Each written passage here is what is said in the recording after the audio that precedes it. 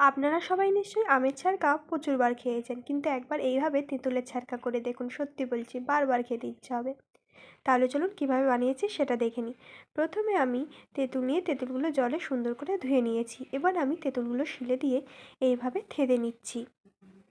তেঁতুলগুলো সব এইভাবে থেঁতে নিয়েছি। এবার এটা একটি পাত্রে তুলে রাখছি। এবারে শিলে দিয়ে দিচ্ছি ধনেপাতা ও কাঁচা লঙ্কা। এগুলো আমি বেটে নেব।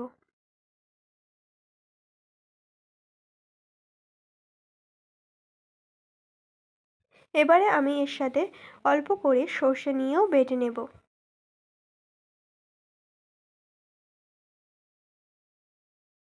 আমার এগুলো বাটা হয়ে গেছে। এবার এগুলো থেঁতো করা তেঁতুলের উপর দিয়ে দিচ্ছি।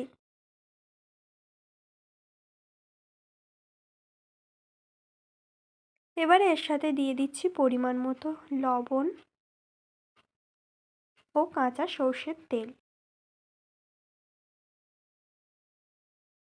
এবার আমি তেঁতুলটাকে এগুলোর সাথে ভালোভাবে মিশিয়ে নেব।